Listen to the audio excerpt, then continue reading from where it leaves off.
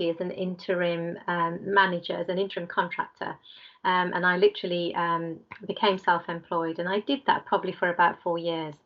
And whilst I was working at the local authority, around about 2013, I decided that I wanted to set up my own business. And at first, I was really, really excited by that prospect of running my own business and delivering training and coaching.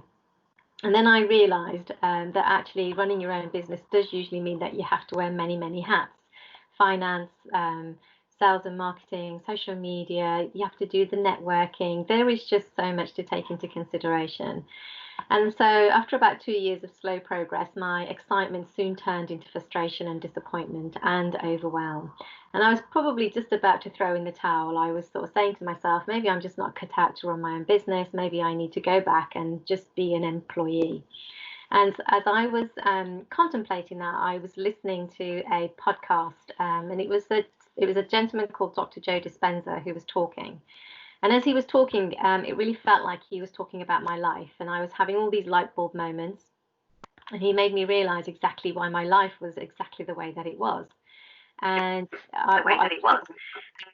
what I realized, it was everything to do with my subconscious programming, my mindset, and my habits.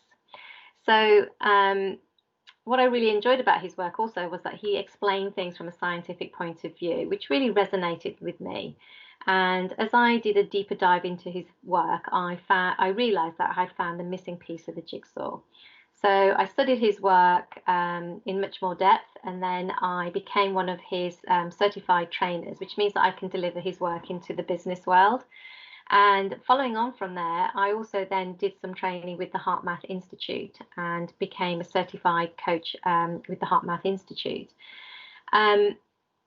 So really, what I'm sharing with you today is content based on my certifications and my ongoing CPD in this work. So just as a small disclaimer, I'm not a therapist, I'm not a doctor, I'm not a clinician, but everything that I'm sharing with you is based on the content that I'm involved in on an ongoing basis. So as you're probably already aware, it is Mental Health Awareness Week, and the theme for Mental Health Awareness Week is kindness.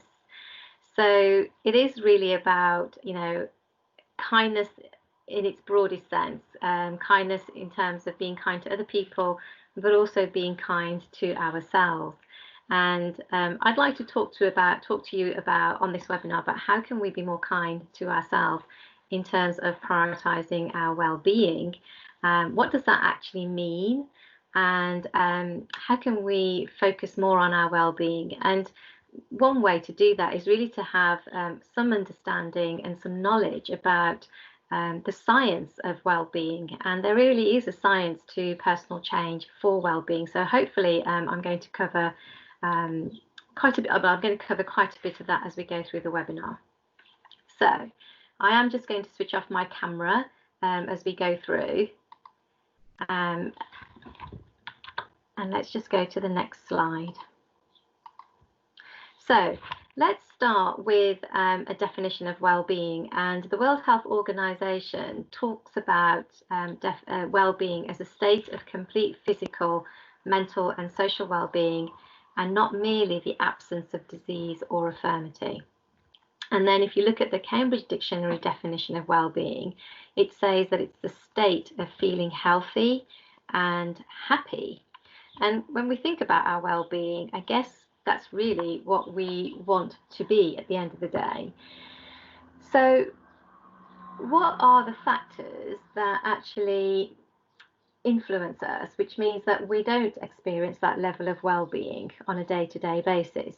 So before COVID hit, I did some research and I was just looking at some of the top 10 causes of stress for small business owners.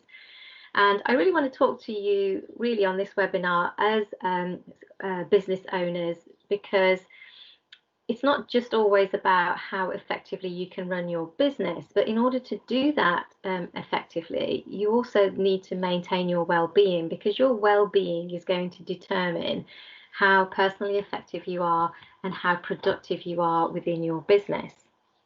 So let's just look at some of the top 10 causes of stress for small business owners.